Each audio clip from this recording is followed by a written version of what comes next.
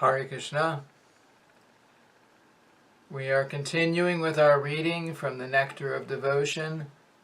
The Nectar of Devotion was written by His Divine Grace A.C. Bhaktivedanta Swami Prabhupada, and it was published by the Bhaktivedanta Book Trust. Today we will read chapter 25, entitled Devotees of Krishna. A person who is always absorbed in Krishna consciousness is called a devotee of Krishna. Srila Rupa Goswami says that all the transcendental qualities discussed previously are also found in the devotees of Krishna. The devotees of Krishna can be classified into two groups: those who are cultivating devotional service in order to enter into the transcendental kingdom, and those who are already in the perfectional stage of devotional service. A person who has attained the stage of attraction for Krishna and who is not freed from material impasse, but who has qualified himself to enter into the kingdom of God, is called a sadhaka. Sadhaka means one who is cultivating devotion in Krishna consciousness. The description of such a devotee is found in the 11th canto, 2nd chapter, verse 46 of the Srimad Bhagavatam. It is said that a person who has unflinching faith in and love for the personality of Godhead, who is in friendship with devotees of Krishna, and who is very merciful to the ignorant, raising them to the standard of devotional service, and who is uninterested in non-devotees, is considered to be situated in the position of cultivating devotional service. When one is found shedding tears by hearing of the pastimes of the Lord, it is to be understood that the blazing fire of material existence will be extinguished by such watering. When there is shivering of the body and the hairs of the body stand up, it is to be understood that the devotee is nearing perfection. An example of a sadhaka cultivating devotional service is Bilvamangala Thakur. When a devotee is never tired of executing devotional service and is always engaged in Krishna-conscious activities, constantly relishing the transcendental mellows in relationship with Krishna, he is called perfect. This perfectional stage can be achieved in two ways. One may achieve this stage of perfection by gradual progress in devotional service, or one may become perfect by the causeless mercy of Krishna, even though he has not executed all the details of devotional service.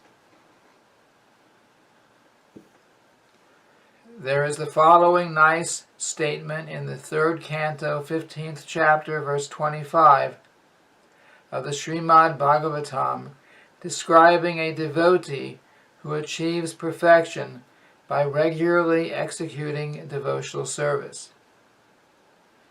A person who is freed from false egotism of material existence, or an advanced mystic, is eligible to enter into the kingdom of God known as Vaikuntha. Such a mystic becomes so joyful by constant execution of the regulative principles of devotional service that he thereby achieves the special favor of the Supreme Lord. Yamaraj, the mighty superintendent of death, is afraid to go near such a devotee. So we can imagine the potency of advanced devotional service, especially when devotees sit together and engage in talking of the pastimes of the Supreme Personality of Godhead. Those devotees express their feelings in such a way that they automatically melt with ecstasy, and many transcendental symptoms become manifested in their bodies. Anyone desiring advancement in devotional service must follow in the footsteps of such devotees. Prahlad Maharaj said that no one can attain the perfectional stage of devotional service without bowing down before exalted devotees. Learned sages like Markandeya Rishi attained perfection in devotional service simply by executing such regulative principles of service. A person's achieving perfection in devotional service simply by the causeless mercy of the Lord is explained in Srimad Bhagavatam in connection with the Brahmanas and their wives who were engaged in performing yajna or sacrifice. When the wives of the Brahmanas were favored by Lord Krishna and immediately attained the ecstasy of love of Godhead, their husbands said, quote, "How wonderful it is that although these women have undertaken no reformatory performances, such as accepting the sacred thread, have not resided in the monasteries of the spiritual master, have not observed the strict principles of celibacy, have not undergone any austerities, and have not philosophized upon the observance of ritualistic ceremonies, they still have attained the favor of Krishna, which is aspired after even by great mystics. How wonderful it is that these women have attained such perfection, while we, all the Brahmanas who have performed all the reformatory activities, cannot attain to this advanced stage." End quote. There is a similar statement by Narada addressed to Shukadev Goswami. Quote, "My dear Shukadev Goswami, you never took the trouble to reside under the care of a spiritual master, and yet you have attained such a great status of transcendental knowledge. You never took the trouble to undergo severe austerities, and still how wonderful it is that you have been situated in the most perfect stage of love of Godhead." End quote.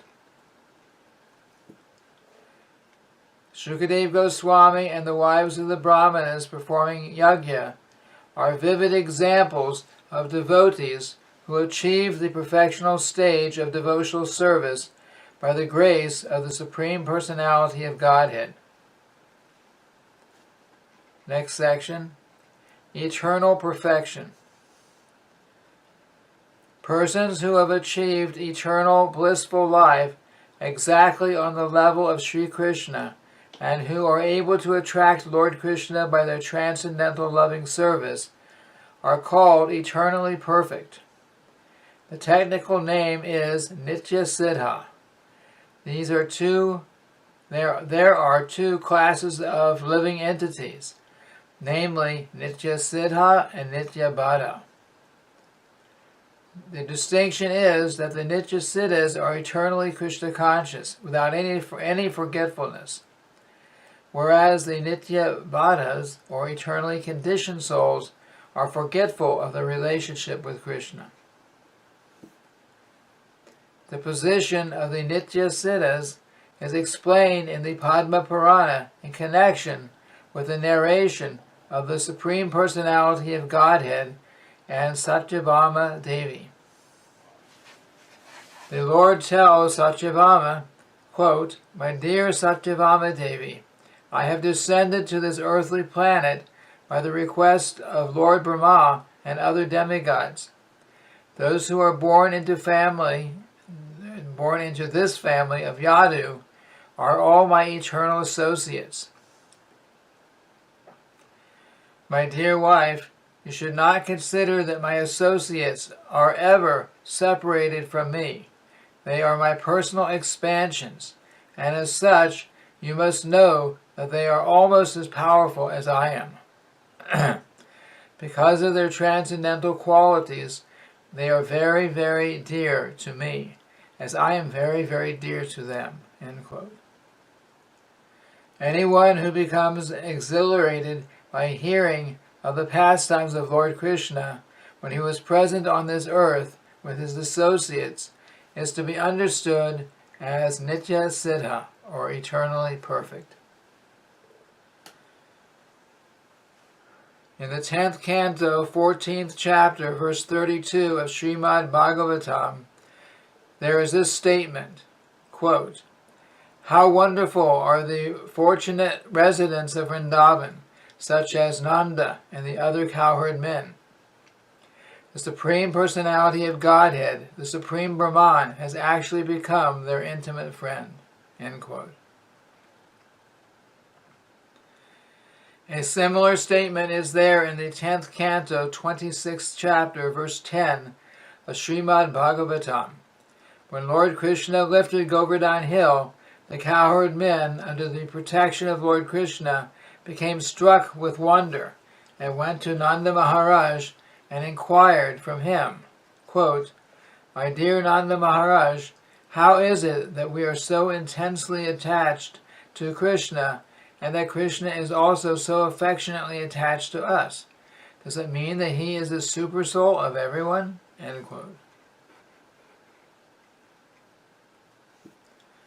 All of the residents of Vrindavan and Dwarka, namely the cowherd men and the members of the Yadu family, are eternally perfect devotees of the Lord.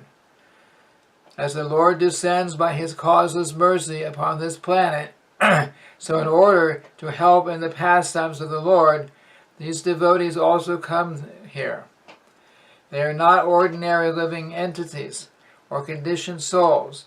They are ever liberated persons, associates of the personality of Godhead. And just as Lord Krishna behaves like an ordinary man when he descends to this planet, so the members of the Yadu dynasty and the residents of Vrindavan execute activities just like ordinary men. But they are not ordinary men. They are all as liberated as Lord Krishna himself. In the Padma Purana Uttarakhanda section, it is stated, quote, "Just as Lord Ramachandra descends along with Lakshman, an expansion of Sankarshan, and Bharata, an expansion of Pradyumna, so the members of the Yadu dynasty and the cowherd men of Vrindavan also descend with Lord Krishna in order to join in the transcendental pastimes of the Lord.